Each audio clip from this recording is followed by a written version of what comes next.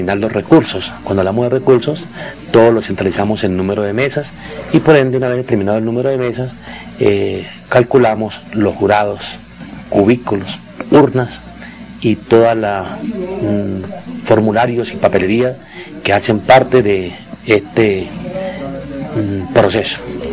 Después de cada logística se llega a la divulgación de resultados. Cuando nosotros hablamos, para nosotros poder divulgar los resultados el día de elecciones, se hace necesario montar una estructura a nivel de comunicaciones desde los aproximadamente 12.000 inspecciones y corregimientos, al igual que en los 1.102 municipios y al igual que en los 12.000 puestos de votación que operan en el país. De tal suerte que donde haya una mesa de votación tenemos un medio de comunicación para nosotros poder recopilar y consolidar la información a nivel municipal, a nivel departamental y por ende a nivel nacional. ¿Cambia la logística en cada elección? Haciendo un paralelo con las elecciones de el pasado 14 de marzo con el 30 de mayo, realmente la estructura es la misma, la logística es la misma. Disminuye obviamente el número de mesas.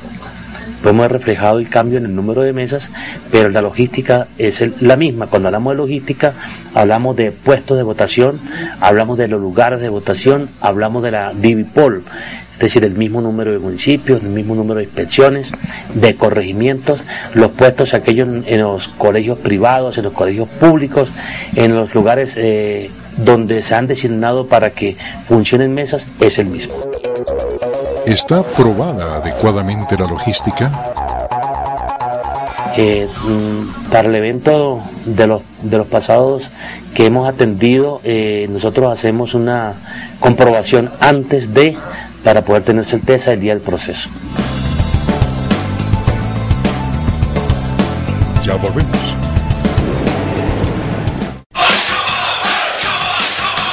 Amarilla. Saca tu amarilla para que no te saquen la roja. Reclama tu cédula nueva antes del 30 de julio. Averigua dónde está en www.registraduría.gov.co o marca al 357-8240 o 195 en Bogotá y 018-052-1112 en el resto del país. Recoge la pide del servicio voluntario a domicilio y todos ganamos. Registraduría Nacional del Estado Civil. El servicio es nuestra identidad. Estamos presentando este especial con toda la información sobre la actividad electoral en el país. Hay muchos interrogantes sobre los referendos, sobre las elecciones y sus costos. Estamos con el registrador nacional del Estado Civil, doctor Carlos Ariel Sánchez, a quien le trasladamos preguntas de los ciudadanos. ¿Cuáles son los requisitos básicos para convocar a un referendo? 2. 1. Reunir el 5% de firmas que corresponda al censo electoral para apoyar la iniciativa. Y la segunda, que esa iniciativa sea convertida en ley, declarada exequible por la Corte Constitucional. También la gente se pregunta sobre cuál es el trámite ideal de un referendo. 3 fases. Una fase previa a la presentación del Congreso, que es la fase de recolección de firmas, que tiene normas sobre cómo se recogen las firmas y cómo se financia esa campaña. Una segunda fase, que es el trámite de la ley en el Congreso y obviamente en la Corte Constitucional. Y la tercera norma se refiere a lo que es, una vez declarado exequible por la Corte Constitucional, las normas sobre la campaña del referendo. ¿Usted cree que los mecanismos de participación ciudadana están bien o necesitan modificarse? No, yo pienso que como están bien, son un justo equilibrio entre la necesidad de los ciudadanos de expresarse directamente, la posibilidad de los poderes públicos, digamos así, de modular un poco el interés ciudadano en el trámite del Congreso y en la Corte Constitucional. Nosotros tenemos una democracia que pasó de simplemente representativa a una democracia participativa, pero no estamos en nuestra Constitución deseando una democracia referendaria.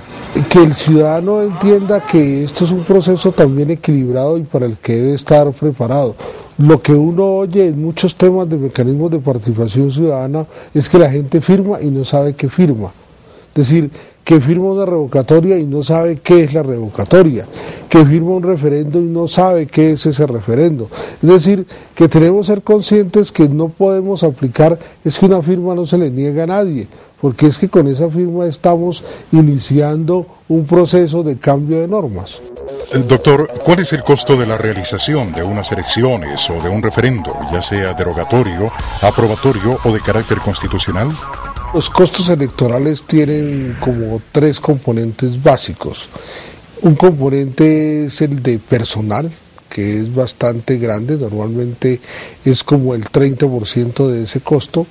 Un segundo componente es la logística y la papelería, lo que vemos de cubículos y la papelería de las mesas, que son más o menos otros 40.000 millones de pesos. Y por último, lo que es la transmisión de datos y la divulgación de dichos datos, que es como otro 30%, aproximadamente otros 30.000, 40.000 millones. Esos son los grandes componentes del gasto de una elección, y un referendo es una elección. Uno los puede ver simplemente globales. Una elección en Colombia vale 120.000 millones de pesos, vale elegir al Congreso, 120.000 millones de pesos vale la primera vuelta, y una suma más o menos igual vale la segunda vuelta. Pero si uno mirara ya también en una cifra aritmética, ¿a cuánto sale el voto? Resulta que nosotros tuvimos una votación de 14 millones de votos para el Congreso, 14 por Cámara, 14 por Senado, más digamos 6 por Parlamento Andino, más 6 millones de las consultas, es decir, tuvimos fácilmente casi 40 millones de votos. En 120.000 sale como a 3.000 pesos el voto. Puede que sea un cálculo muy primario, pero la democracia no es costosa. La participación ciudadana también se ha manifestado abrumadoramente en las consultas internas de los partidos políticos para escoger candidatos presidenciales y sus cuerpos directivos. De los 9 candidatos presidenciales inscritos para elecciones, 4 fueron escogidos en consultas populares y 1 más mediante inscripción de firmas. También se realizó una consulta regional, la Consulta Caribe, para consolidar a esa región como entidad territorial de derecho público. A propósito de estas consultas internas de los partidos, ¿cómo las evalúa usted?